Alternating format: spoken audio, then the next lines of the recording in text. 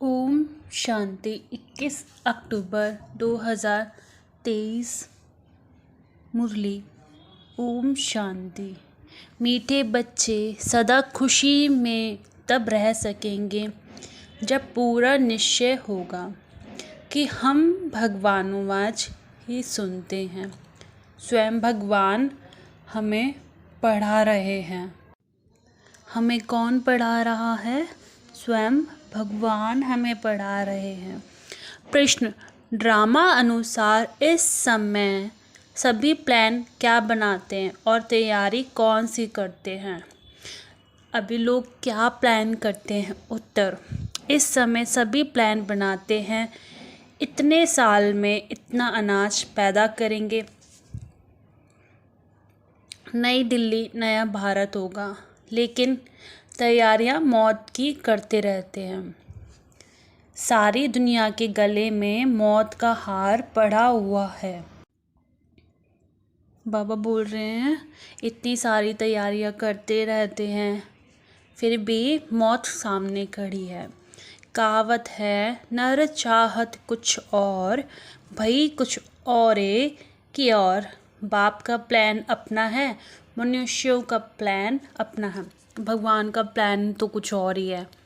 गीत: किसी ने अपना बना के मुझको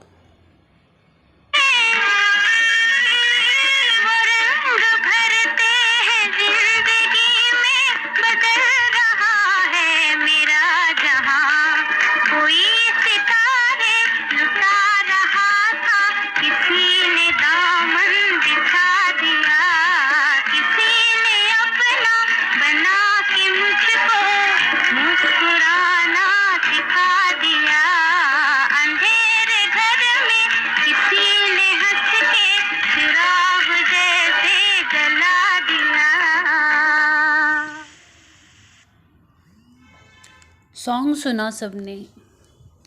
ओम शांति। निराकार भगवानुवाच ब्रह्मा तन द्वारा। यह पहले बात तो पक्की कर लेनी चाहिए कि यहाँ कोई मनुष्य नहीं पढ़ाते, निराकार भगवान पढ़ाते हैं। सबसे पहली बात तो पक्की कर लेनी चाहिए कि यहाँ पढ़ा कौन रहा है? भगवान जी, जो ब्रह्मा बाबा के तन का आधार लेके उनमें प्रवेश करते हैं। उनको हमेशा परम पिता परमात्मा शिव कहा जाता है। बनारस में शिव का मंदिर भी है ना। पहले आत्मा को यह निश्चय होना चाहिए कि बेहद का बाप हमको पढ़ाते हैं। पहले तो ये निश्चय होना चाहिए, पर सबसे पहले ये भी निश्चय होना चाहिए कि मैं शरीर में रहने वाली आत्मा हूँ। ये तो कोई स्वीकार ही नहीं करता कि मैं हकीकत में आत्मा हूँ। मैं नाम रूप से न्यारी आत्मा हूँ, अजर अमर अविनाशी आत्मा हूँ। जब तक यह निश्चय नहीं होता तो मनुष्य कोई काम का नहीं है, कौड़ी तुल्य है। निश्चय कि मैं कौन, मैं आत्मा, और मुझे पढ़वा कौन रहा है? परमात्मा। पढ़ाई कौन करा रहा है? परमात्मा। बाप को जानने से हीरे तुल्य बन जाते हैं, कौड़ी तुल्य भी भारत के मनुष्य बनते हैं। पहले हीरे तुल्य था, सोने की चिड़िया कहा जाता था, फिर धीरे धीरे गरीब होता गया। हीरे तुल्य भी भारत के मनुष्य बनते हैं। बाप आकर मनुष्य से देवता बनाते हैं। अभी हम मनुष्य हैं, सत्युग में हम ही जाके देवता बनते हैं। वो दिव्य संस्कार आ जाते हैं, पवित्रता का, शांति का, ज्ञान का, सुख का। तो हम मनुष्य से देवता बनने की अभी पढ़ाई कर रहे हैं। पर अगर बाबा का बच्चा बने अभी संगम पर, तो हम ब्राह्मण बच्चे कहलाते हैं, ब्राह्मण कुमारी कुमारियाँ। बाप आकर मनुष्य से देवता बनाते हैं। पहले जब तक यह निश्चय नहीं है कि भगवान पढ़ाते हैं, वह जैसे कि इस नॉलेज में बैठते भी कुछ नहीं समझते हैं कि वह खुशी का पारा नहीं चढ़ता। वह है हमारा मोस्ट बिलवेट बाप, जिसको भक्ति मार्ग में दुख के समय पुकारते थे। द्वापर से हमने भगवान को बुलाना स्टार्ट किया क्योंकि तब दुख स्टार्ट हो गया। हे परमात्मा रहम करो, यह आत्मा कहती है, मनुष्य नहीं। मनुष्य तो समझते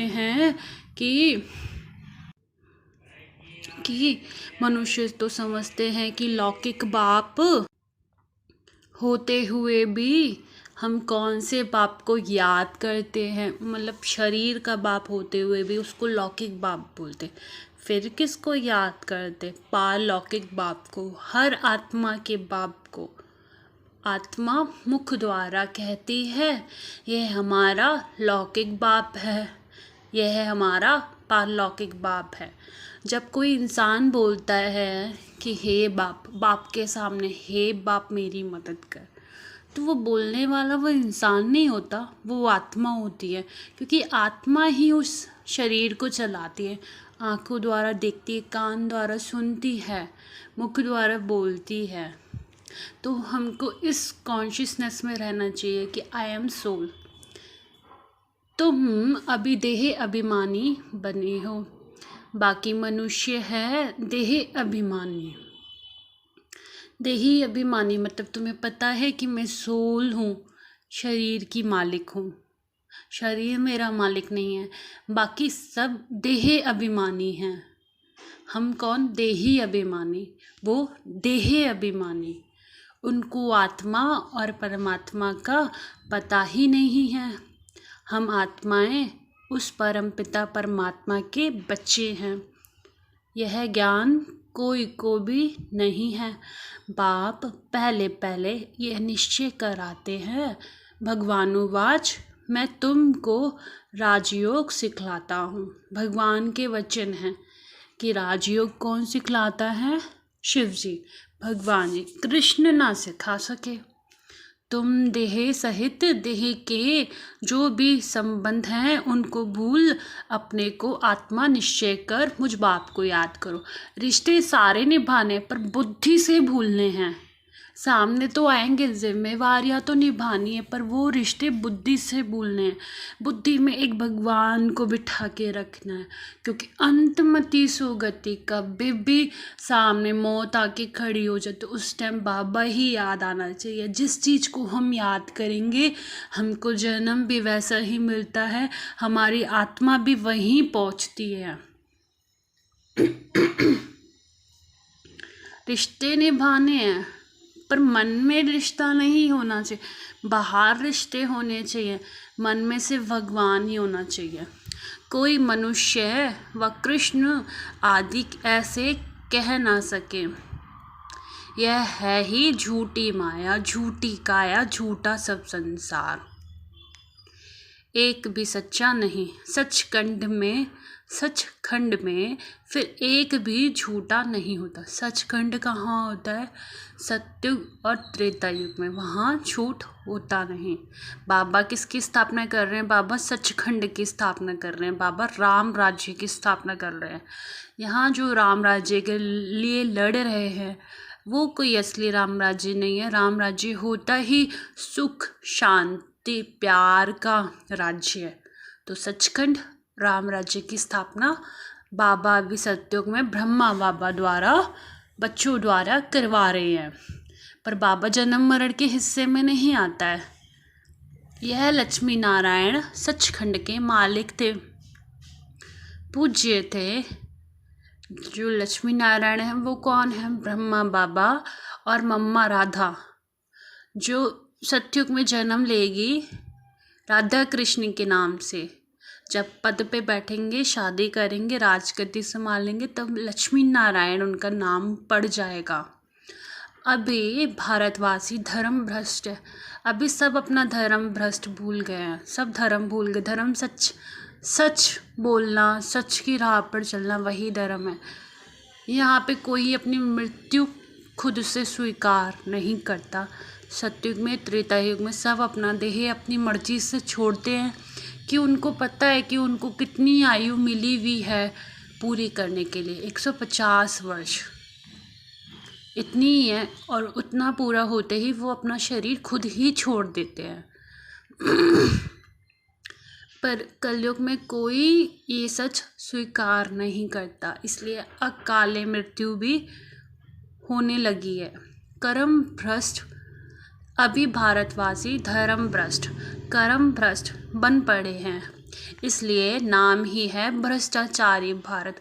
श्रेष्ठाचारी भारत सत्युग में होता है, वहाँ सब सदैव मुस्कुराते हैं, कभी बीमार रोगी नहीं होते। वहाँ भल कहते हैं फलाना स्वर्ग पधारा, परंतु जानते कोई भी नहीं है कि स्वर्ग कहाँ है और कौन से स्वर्ग पधारा। इस समय का राज्य भी मृग तृष्णा के समान है। एक हिरन की कहानी है ना, पानी समझ अंदर गया और दलदल में फंस गया। तो इस समय है दुबन का राज्य। जितना श्रृंगारते हैं उतना और ही गिरते रहते, जितना साज सजावट करते हैं उतना ही हम उसमें फंसते जाते हैं, गिरते जाते। कहते रहते हैं भारत में अनाज बहुत होगा, यह होगा, होता कुछ भी नहीं। इसको कहा जाता है नर चाहत कुछ और की और भाई, मतलब हम इंसान तो बोलते कुछ और है पर होता कुछ और है, क्योंकि भगवान को जो मंजूर प्रकृति को जो मंजूर। बाप कहते हैं यह कोई राज्य नहीं है, राज्य तो उनको कहा जाए जहाँ कोई किंग क्वीन हो, महाराजा और महारानी। यह तो प्रजा का प्रजा पर राज्य है। यहाँ पे सिर्फ प्रजा ही प्रजा है, प्रजा ही एक दूसरे पर राज्य कर रही है। इरिलीज अनराइटिस्ट राज्य। भारत में तो आदि सनातन देवी देवताओं का राज्य था, अभी तो कितने धर्म भ्रष्ट कर्म भ्रष्ट बन गए हैं। ऐसा और कोई देश नहीं जो अपने धर्म को नहीं जानते हों। कहा भी जाता है रिलीजन इज माइट। देवताओं का तो सारे विश्व पर राज्य था, अभी तो बिल्कुल ही कंगाल है। कितनी बाहर से मदद ले रहे हैं। उन्हों को है बाहुबल की मदद, तुमको है योग बल की मदद। तुम बच्चे जानते हो मोस्ट बिलवेड बाप है, जिससे हमको 21 जन्मों के लिए सदा सुख का वर्षा मिलता है। सतयुग और त्रेता युग में सिर्फ सुख ही सुख होता है, तो 21 जन्म की पूरी सच्ची सुख की वर्षा बाबा से मिलती है। फिर हो जाता है रावण राज्य स्टार्ट द्वापर। वहाँ कभी दुख की रोने आदि की बात ही नहीं, कभी अकाले मृत्यु नहीं होती, ना तो आजकल के मुआफिक इकट्ठे 4-5 बच्चे पैदा करते हैं। एक तरफ देखो खाने के लिए नहीं है, कहते हैं बर्थ कंट्रोल करो। नर चाहत कुछ और समझते हैं न्यू दिल्ली नया राज्य है, परंतु है कुछ भी नहीं। मौत सबके गले में पड़ा है, मौत की पूरी तैयारी कर रहे हैं। बरोबर 5000 वर्ष पहले मुआफिक के वही महाभारत लड़ाई है। बाबा बोल रहे हैं 5000 पहले भी ये ड्रामा यूं ही रिपीट हुआ था और यही वो महाभारत लड़ाई है। बाप कहते हैं यह तो कोई राज्य नहीं है, यह मृग तृष्णा मिसल है। मृग तृष्णा होती है ना, ये कोई असली राज्य नहीं है। द्रौपदी का भी मिसाल है ना, तुम सब द्रौपदियाँ हो। द्रौपदी जो कृष्ण को पुकारती है, तो हम सब आत्माएं द्रौपदी हैं। बाबा है वो कृष्ण जो हमारी मदद करता है। वो भक्ति मार्ग का कृष्ण है, यह आध्यात्मिक मार्ग का कृष्ण है। बाप का तुमको फरमान है इन विकारों पर जीत पहनो, इन विकारों पर जीत पहनो। हम प्रतिज्ञा करते हैं हम सदा पवित्र रह भारत को पवित्र बनाएंगे। ये पुरुष लोग पवित्र रहने नहीं देते। कई गुप्त गोपिकाएं कितना पुकारती हैं कि यह हमको मारते हैं। बाबा यहाँ पे बात कर रहे बांधेलियों की जो ग्रस्त व्यवहार में है, तो वो बाबा को कितना पुकारती है मन ही मन। तुम जानते हो यह काम महाशत्रु तो मनुष्य को आदि मध्य अंत दुख देने वाला है। बाप कहते हैं इस पर तुम्हें जीत पानी है। बाबा बोल रहे जो हमारे इच्छाएं हैं उन पर हमें जीत पानी है। काम महाशत्रु है, इस पे जीत पानी है, प्रैक्टिस बार बार करनी है। गीता में भी है भगवानुवाच, काम महाशत्रु है परंतु मनुष्य समझते नहीं। बाप कहते हैं पवित्र बनो तब तुम राजाओं का राज बनेंगे। बाबा कहते हैं प्योर बनो तभी तुम राजाओं का राजा बनेंगे। तभी हम कर्मेंद्रियों पे भी राज्य करेंगे। जब हम कर्मेंद्रियों पे राज्य करेंगे तब हम प्रकृति पे राज करेंगे। प्रकृति पे राज करेंगे तो प्रजा पे राज करेंगे, तभी हमको राजगद्दी मिलेगी, वरना हमको नहीं मिलेगी। हर चीज़ पे राज करने की कला आनी चाहिए। सबसे पहले खुद की कर्मेंद्रियों पे राज्य करना। कर्मेंद्रिय जीत जगत जीत। अब बताओ राजाओं का राजा बनना है या पतित बनना है? यह एक अंतिम जन्म। बाप कहते हैं मेरे खातिर पवित्र बनो। बाबा ने तो सिर्फ खुद के लिए बोल दिया कि मेरे खातिर पवित्र बनो, पर ये हम को खुद के खातिर पवित्र बनना है। बाबा के खातिर पवित्र बन के क्या करेंगे? क्योंकि जब हम परम धाम में जाएंगे तो बाबा के साथ खुशी खुशी जाएंगे पवित्र बन के, तो हमें कितना सुकून मिलेगा। अगर हमने इस पे स्टडी नहीं करी, कुछ भी नहीं किया, तो वही बाबा धर्मराज का रूप लेकर मार मार के ले जाता है आत्मा को। इसलिए बहुत सारा अभ्यास करना है। अपवित्र दुनिया का विनाश, पवित्र दुनिया की स्थापना हो जाएगी। ये जो पुरानी दुनिया है उसका विनाश होगा। तो उससे पहले प्रैक्टिस करना स्टार्ट कर दो, मुरली पढ़ना स्टार्ट कर दो, मेडिटेशन करना स्टार्ट कर दो, प्रकृति को और सब आत्माओं को क्षमा करना, शुक्राना करना और शक्काश देना। मेडिटेशन के थ्रू भगवान से, बाबा से शक्तियाँ लेके पंच तत्वों को देना और सारी आत्माओं को देना। तो बाबा बोलते हैं, बाबा ने बहुत प्यारा सम्मान दिया, मैं दाता की संतान मास्टर दाता हूँ। बाबा ने अपनी सारी शक्तियाँ हमें दे दी। बाबा अगर शांति का सागर है तो बाबा ने बोला खुद को बोलो मैं शांति के सागर की संतान, मास्टर शांति का सागर हूँ। मैं पवित्रता के सागर की संतान, मास्टर पवित्रता का सागर हूँ। जैसे हम शिव जी को पूजते तो हैं, पर उसी तरह हम सारे देवी देवताओं को भी उतना ही पूजते हैं। भगवान एक है, पर भगवान की उपाधि सब देवी देवताओं को मिली है, क्योंकि वही जो असली बाबा के बच्चे हैं, वही बाबा के ब्राह्मण बच्चे हैं। तो हर देवी देवताओं को हमने भगवान का नाम दिया हुआ, ये भी भगवान है, वो भी भगवान है, ये भी भगवान है। भगवान तो होता ही एक है, पर बाबा जन्म मरण में नहीं आता, इसलिए बाबा की उपाधि बाबा के बच्चों को मिली है। अपवित्र दुनिया का विनाश, पवित्र दुनिया की स्थापना हो जाएगी। आधा गल्प तुमने विष पीते पीते इतना दुख देखा है, तुम एक जन्म यह नहीं छोड़ सकते हो।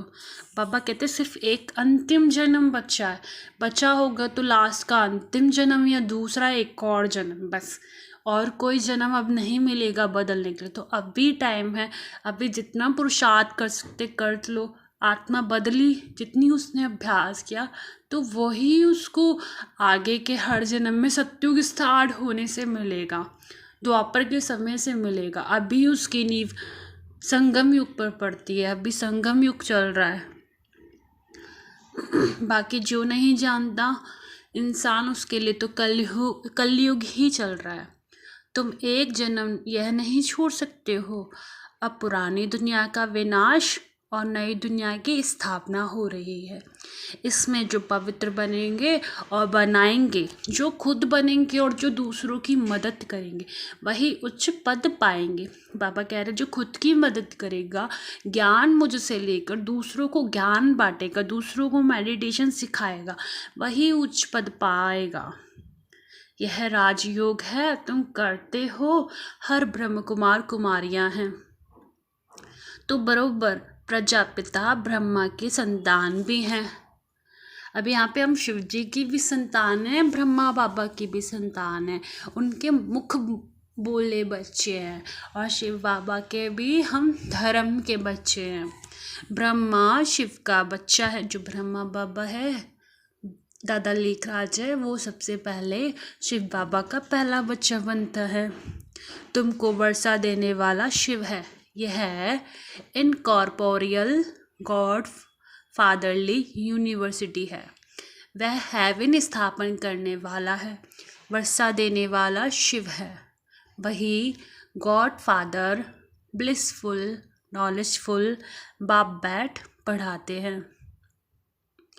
परंतु जब देह अभिमान निकले तब बुद्धि में बैठे। अगर ये देह अभिमान पूरा तरीके से निकल जाता है कि मैं बॉडी नहीं हूँ, ना मैं ये नाम हूँ, और माइंड में मन में सिर्फ ये ध्यान रहता है कि मैं एक सोल हूँ, तब पढ़ाई हम और अच्छे से कर सकते हैं। वरना पढ़ाई में बहुत दिक्कत आती है, क्योंकि पहला चैप्टर ही यही है, हु एम आई, मैं कौन, मैं आत्मा।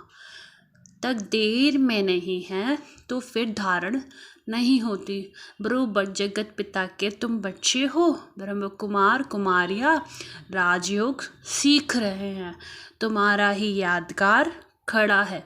कितना अच्छा मंदिर है। देखो मैंने तो पहले बोला बाबा ने कि मुरली में आया जो ब्रह्म कुमार कुमारियाँ होते सिलेक्टेड बच्चे, 108 बच्चे जो रुद्र की माला में आते, जिन्होंने बहुत अच्छा पुरुषार्थ किया होता है, और जो 9 रत्न में आते हैं, उन्हीं का ही ये मंदिर बना हुआ है।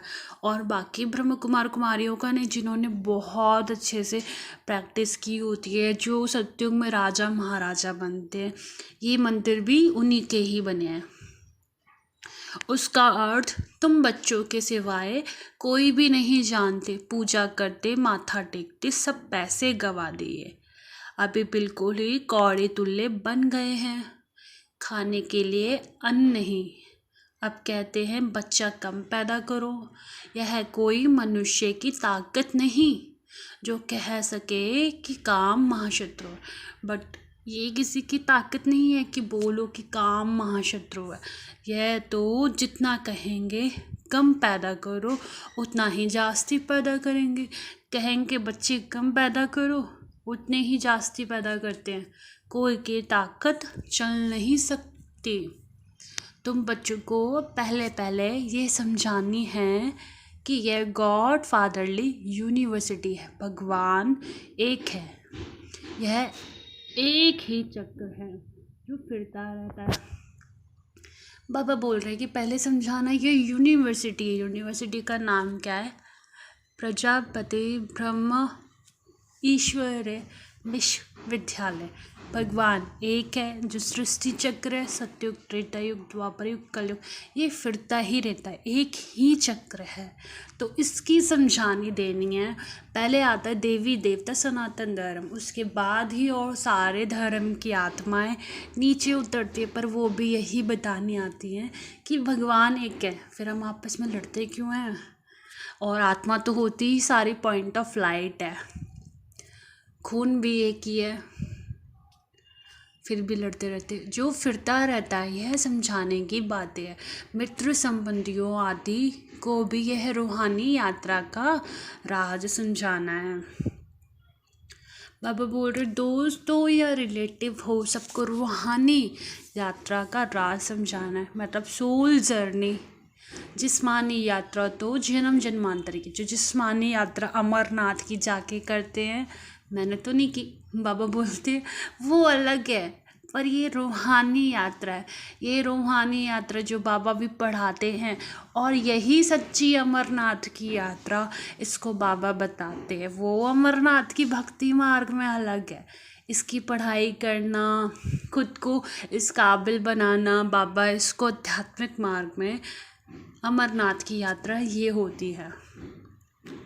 यह रूहानी यात्रा एक ही बार होती है, क्योंकि इस यात्रा में हमको खुद को, आत्मा को शांति, प्योरिटी, ज्ञान से भरपूर होना होता है और करना पड़ता है। ये संगम की यात्रा है, सबको वापस जाना है। हम प्योर होके घर जा सकते हैं। अगर हम प्योर नहीं हुए तो बाबा धर्मराज का रूप लेगा, मार मार के आत्मा को लेके जाएगा। शरीर थोड़ी ना पिटता है, आत्मा पिटती है। कोई भी पतित यहाँ रहना नहीं है। अभी कयामत का समय है। इतने जो करोड़ों मनुष्य हैं, यह सब तो सत्युग में नहीं होंगे। जो इतने सारे मनुष्य हैं, कलयुग में सारी आत्माएं सत्युग में नहीं आती। जो आत्मा इस टाइम पढ़ाई करके सतगुण धारण करती है, वही सत्युग में आती है। फिर जो रजोगुण धारण करती है, वही फिर द्वापर में आती है। फिर जो तमोगुण में होती है, फिर वो कलयुग में आती है। पर सत्युग की जो आत्मा है, वही 84 का चक्कर लगाती है। सारी आत्मा 84 का चक्कर नहीं लगाती। और काफ़ी आत्माएं ऐसी होती हैं जो सिर्फ 1 या 2 ही चक्र लगाती हैं। मतलब वो एक बार धरती पे ज़रूर आएगी। एक जन्म लेना सबका कंपलसरी है। ज़रूरी नहीं है कि सारी आत्मा ने 84 जन्म ले, 63 लियो, नहीं। कोई एक आत्मा जो थोड़ी बचती है, वो सिर्फ एक जन्म लेने आती ही आती है, क्योंकि सारी आत्माएं परम धाम से नीचे उतरती है। फिर जब परम धाम खाली हो जाता है तो सृष्टि का जो होता है, खेल होता है, प्रलय आती है। फिर सारी आत्मा ऊपर जाती है। फिर वापस से सतयुग में जो सात्युगी गुण धारण करके होती है आत्मा, वही अपना सत्युग रोल प्ले करती हैं। फिर उनकी कला जो गिरती जाती है नीचे, तो त्रेता युग, द्वापर, कलयुग, सबको वापस जाना है। बाप आए ही हैं ले जाने। जब तक यह नहीं समझते, तब तक स्वीट होम सुख धाम याद नहीं पड़ सकता। स्वीट होम मतलब परम धाम, सुख धाम।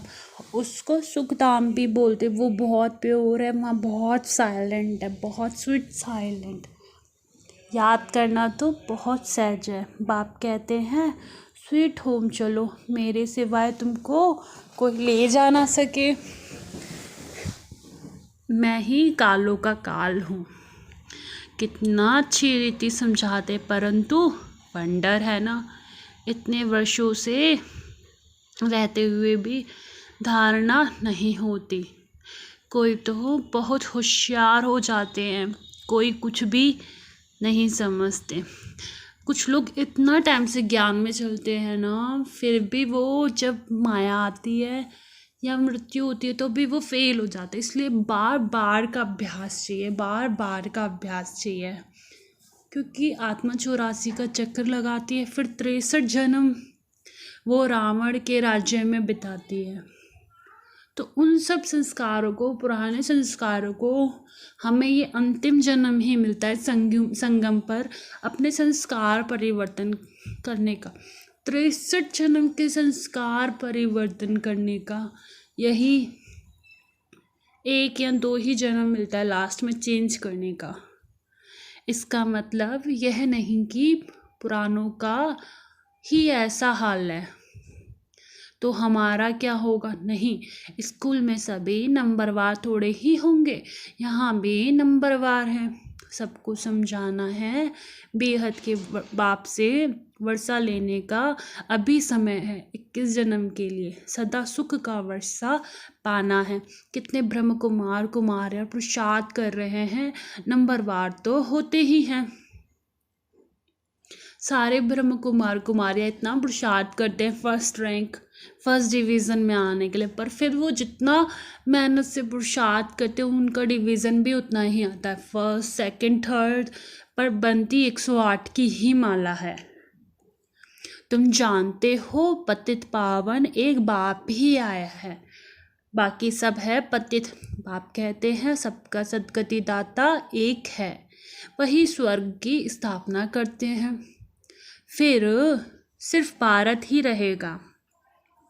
सतयुग में सिर्फ भारत ही होता है और दिल्ली वो परिस्थान होता है, उसके आगे और कोई देश नहीं होता, सिर्फ भारत में ही देवी देवता धर्म की स्थापना होती है। जैसे जैसे समय आगे बढ़ता जाता है फिर ही दूसरी जगहें डेवलप होती हैं, पर सबसे पहले सतयुग त्रेता युग में भारत ही होता है और कोई खंड नहीं होता, बाकी सब विनाश हो जाएंगे। मनुष्य की बुद्धि में इतनी बात भी नहीं बैठती है। बाप कहते हैं बच्चे मेरे मददगार बनो तो मैं तुमको स्वर्ग का मालिक बनाऊंगा। अभी यहाँ मदद बाबा की करनी, क्योंकि बाबा ही सतयुग की स्थापना करवाते हैं, तो बाबा के मददगार बनेंगे तो बाबा भी हमको रिटर्न में मदद करता है। बाबा इस सब कुछ अपने लिए नहीं करता, हमारे लिए ही करता है, हमारे लिए ही करता है और हमसे ही करवाता है। तो जो जितनी मदद करेगा बाबा उसको उतना ही रिटर्न करके डबल देगा, सूद समेत ब्याज समेत। हिम्मत मर्दा मदद खुदा। बाबा बोलते बच्चा पहले हिम्मत का कदम तू बढ़ा, 1000 कदम बढ़ाने खुदा खड़ा है। गाते तो हैं खुदाई खिदमतगार, वास्तव में वह है जिस्मानी सैल्वेशन आर्मी, सच्चे सच्चे रूहानी सैल्वेशन आर्मी तुम हो। भारत का बेड़ा जो डूबा हुआ है उनको सेलवेज करने वाली तुम भारत माता शक्ति अवतार हो, तुम गुप्त सेना हो। बाबा ने यहाँ मातृत्व शक्ति को आगे किया है। जब मम्मा थी तो उनके ऊपर कलश की यात्रा बाबा ने ही रखी थी, तभी से कलश यात्रा शुरू हुई थी, क्योंकि सारी जिम्मेदारी मातृ तत्व की, मतलब ममता में जो निभाया रोल वो मम्मा ने अच्छे से निभाया, ब्रह्मा बाबा ने भी निभाया, पर जो कलश दिया सर पर वो बाबा ने नारी शक्ति को दिया। शिव बाबा गुप्त तो उसकी सेना भी गुप्त, शिव शक्ति पांडव सेना सच्ची सच्ची। सत्यनारायण की कथा यह है। सत्यनारायण की कथा का मतलब यह है सच, सच्चा नारायण, नारायणी बनना, मतलब सच्चा नर और नारी बनना। यही सत्यनारायण की कथा भी यही है, बाकी सब है झूठी कथाएं। इसलिए कहते हैं see no evil hear no evil, मैं जो समझाता हूँ वह सुनो। यहाँ पे भगवान शिव बाबा बोल रहे हैं सी नो, नो इविल, देखना भी नहीं, सुनना भी नहीं, बोलना भी नहीं। शिव बाबा जो सुनाते हैं वही सुनो, वही धारण करो। यह है बेहद का बड़ा स्कूल, यह यूनिवर्सिटी के लिए यह मकान बनाए हैं। पिछाड़ी में यहाँ बच्चे आकर रहेंगे। जब जब खेल मचेगा प्रकृति का लास्ट में, तो उन बच्चों को पहले से ही उनके मन में, आत्मा में यह संकल्प आ जाएगा चलो अब चलते हैं माउंट आबू। तो वो सारी आत्माएं, जितने सेंटर है वो सारी आत्माएं वहाँ चली जाएंगी, बाबा के असली घर मधुबन बेहद के घर में। सारी आत्माएं ब्रह्म कुमारी की भी नहीं जाएंगी, जिनका अच्छा पुरुषार्थ होगा वही ब्रह्म कुमार कुमारियाँ जाएंगे, सारे भी ब्रह्म कुमार कुमारियाँ नहीं जाएंगे। क्योंकि बाबा ने बोला राजसी, अगर राजसी लाइफ भी ब्रह्म कुमार कुमारियाँ में जीने हैं तो वो भी, उसकी भी एंट्री नहीं है। पूरा समर्पण, बाबा को पूरी तरीके से समर्पण कर देना, तभी उस और बुद्धि की लाइन क्लियर रहनी चाहिए। कोई भी संकल्प नहीं होना चाहिए, हर वक्त बाबा से जुड़ने का बारंबार अभ्यास करना, क्योंकि अंत समय में भी बाबा उस आत्मा को अपने वाइब्रेशन से संकल्प देगा। तभी बोला बुद्धि की लाइन इतनी क्लियर होनी चाहिए कि बाबा का मैसेज मिल जाए। इसलिए बाबा ने बुद्धि को बार बार अच्छे से चलाने के लिए 5 स्वरूपों का अभ्यास बोला है कि मैं कौन, मैं आत्मा कहाँ पे, मैं आत्मा परम धाम में, ज्योति सितारा परम धाम में। फिर नीचे बुद्धि को लाओ, मैं देवता पधारा, मैं मैं देवता प्यारा, सत्युग में मैं देवता प्यारा, द्वापर मध्य में मूर्ति पूजा, मैं विघ्न विनाशक गणेश और अष्टभुजी माँ दुर्गा हूँ। इसमें फील करना कि ये मूर्तियाँ मेरी हैं। फिर संगम पे मैं ब्राह्मण दुलारा, मैं आत्मा जन्म लिया, ब्राह्मण बच्चा बन गया बाबा का। तो बाबा से ज्ञान सुनाया, मेडिटेशन किया, बाबा से योग लगाया और वही मेडिटेशन की वाइब्रेशन सबको सेंड की, भेजी, शकाश दी। फिर लास्ट में वो सारी एनर्जी भर के बाबा से शक्तियाँ लेके फिर फरिश्ता का रूप धारण करना। अगर जब शरीर छोड़ेंगे तो हमको इतना पुरुषार्थ होना चाहिए कि हमारी आत्मा खुशी से निकले और फरिश्ता बन के निकले। फरिश्ता बन के निकलती है तो आत्मा सूक्ष्म वतन में निवास करती है, और फरिश्ता बन के जितना हम बॉडी से हेल्प करते हैं ना लोगों की, फरिश्ता बन के हम उससे ज़्यादा ही प्रकृति की मदद और सब आत्माओं की मदद करते। तो इतना पुरुषार्थ करना चाहिए।